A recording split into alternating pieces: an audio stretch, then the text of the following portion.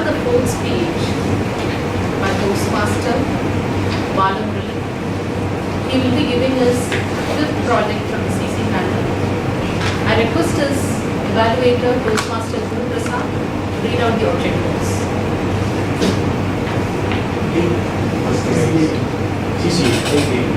Toastmaster Balamurali is giving his project number 8 from Competent Communication Manual, Get Comfortable with Visual Aids.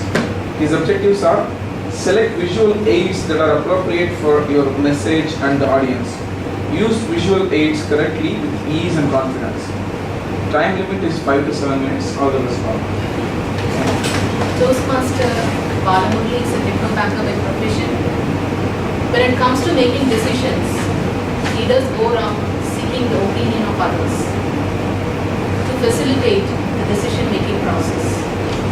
But finally relies on his inner compass to make the decision. Let us welcome Toastmaster Balamurali to the board.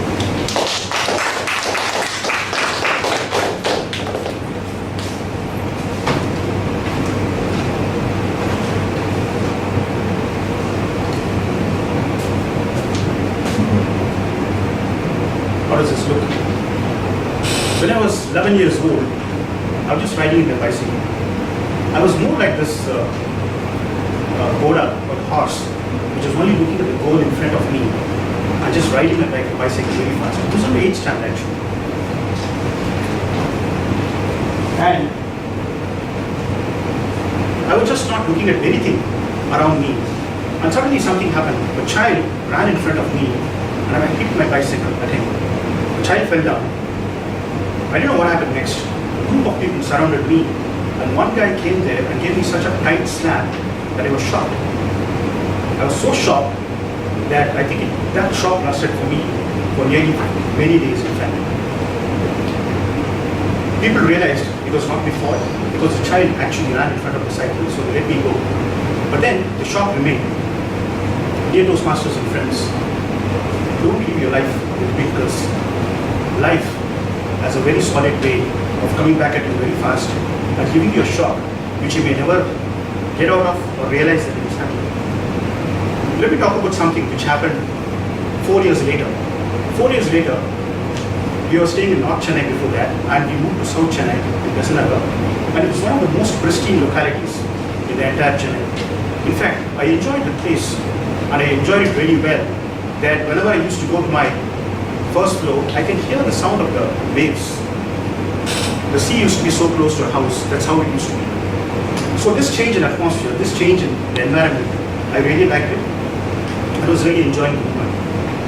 We had fantastic neighbors, we had great environment out there, but there's only one real problem. There's one ISO there. There was one huge ground, which is around 10 grounds, backside of my house, which was in a decrepit condition. In fact, there used to be a lot of bushes there. There used to be, people say there used to be snakes there. I don't know how far it's true, but we never encountered that. Then there used to be a public laboratory. As you know, even though there is a public laboratory, people never use it. They use only the outside. So it was a very bad situation. And thirdly, there used to be a sand mafia, which used to take sand from there. And after a point of time, there used to be huge holes in the place. My father was very worried. He felt that if we don't look at it, if we don't do something about it, at some point of time, we'll land in the issue. So he was talking to all the people in corporation, the government, to do something about it. Nothing happened. As you know, you can talk to people in the government, you can talk to people in the corporation, but they never take any action. Now, nearly 10 years later, after a lot of perseverance, my father managed to tell them to fill up the ground. So after a week or so, we realized that the ground was filled up with sand and now it looked level. It was looking better than before. But then the laboratory was there, the other bushes were still there, but the land was leveled up. Now, we had a different set of issues there. We realized that the land mafia or the builders were eyeing the property. We saw a lot of people there who were looking at this place. In fact, there were some politicians who were going across, having a look at the land, trying to see whether they could do something about it. At some point of time, one day, we saw 2 vans coming near the house, people with white waist and shirt getting down and looking at the land. My father realized that this was a critical situation, he needs to do something about it. At this point of time, He called the Indian Express people. They came over there. They took a photograph of the entire place. He did a very beautiful article in that.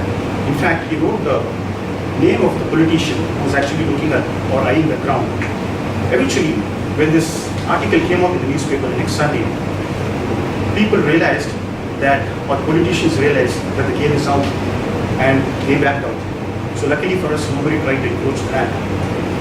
And my father started talking with the corporation guys again, telling them, let's do something about it. After a point of time, he suggested a good plan. He suggested, why don't you guys do one thing? You take 5 grounds and you leave 5 grounds. Why don't you take off the laboratory and actually build a corporation school there? It will actually be good for the poor students out there. So after a lot of convincing and a lot of persuasion, my father managed to convince those guys, and the school, they started building the school. The school got completed. In fact, from the association, we gave some money also. People are very happy about it. Now, this ground also started taking shape. My father suggested that you should have some kind of a park out there and plus a walking track, which can be done. Will old people will really find it useful. So the plan started taking shape. We also contributed some money. Eventually, a beautiful oasis emerged out of it. In fact, it was such a beautiful thing that I can't even believe it took 20 years for it to bring it to shape. Dear Toastmasters and friends, I think we should not live life with blinkers, because if we live life with blinkers, there are things around us which we can't change, which we can change, and in the process we lose out a lot. In fact, if we didn't do anything about it, probably the place would have been a concrete jungle today. I would have, if I look out from my father's window, we can see the beautiful park out there even today. So, I think the important lesson out there is that we all have our goals, we all have our targets, we all have our careers. I think we should pursue that, go with that, but at the same time, I think we need to have a larger shared goal which benefits the society, and also find time, money, and contribute to it, to make the world a better place.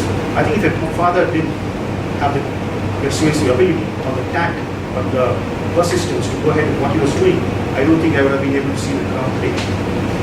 So, wake up and smell the coffee. Go to the Toastmaster.